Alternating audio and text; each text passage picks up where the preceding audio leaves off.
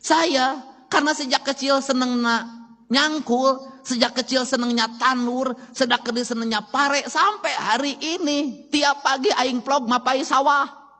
Kenapa? Saya senang. Dunia saya adalah dunia pertanian. Dunia yang membawa saya kebahagiaan. Esensinya bukan di hasil. Itu mah hasil mah dari hitung teka harti. Tapi di proses saya bisa melihat perkembangan padi. Dari mulai dibajak, ditanam, sampai dipanen. Dan itu sarana rekreasi saya setiap pagi. Maka saya ada jadwal yang tidak boleh diganggu oleh siapapun. Jam 5 pagi sampai jam 8. Itu adalah jadwal saya mapai sawah. Nah, kemudian apakah secara ekonomi menguntungkan bagi seorang Deddy Mulyadi? Menguntungkan, kenapa? Maka uang saya digunakan untuk membersihkan saluran air, untuk membayar anak orang-orang yang nyapu di jalan, untuk menanam pohon, untuk membuat berbagai desain arsitektur bangunan yang indah, dan itu dinikmati banyak orang. Kenapa? Kalau saya tidak punya hobi itu, maka saya pilih yang lain. Jalan-jalan ke Singapura, pergi ke Prancis, kemana-mana muter ke Bali, nggak pernah berhenti terus.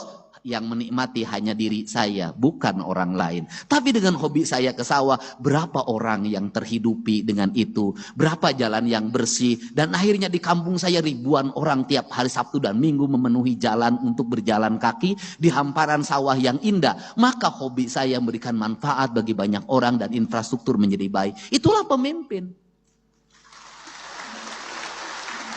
Nah, itu.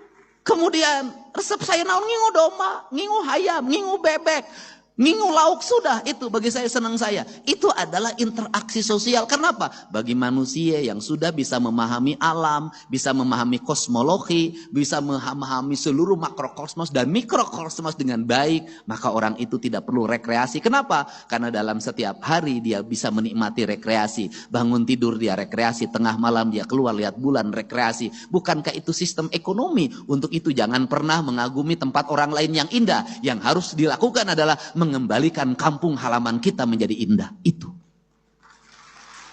Gak usah ngomong Perancis sungainya jernih, gak usah ngomong Swiss sungainya indah. Yang harus kita lakukan bagaimana Citarum menjadi jernih. Itu. Jangan lagi membicarakan Jepang, bahwa Jepang itu indahnya luar biasa. Tidak. Jawa Barat, mari kita bersama-sama kita tata menjadi indah. Mata saya tidak pernah berhenti. Sepanjang jalan saya dari arah Subang kanan kiri saya lihat bangunan kumuh di mana-mana. Saya langsung perintahkan hari Senin bangunan itu segera bongkar. Kita siapkan warung-warung yang indah dari bambu yang tertata. Biar para pedagangnya kita latih untuk apa? Hamparan bumi Pasundan, sepenggal tanah yang diciptakan Allah saat tersenyum harus kita wujudkan. Itu bukan hanya menjadi kata-kata dalam setiap waktu.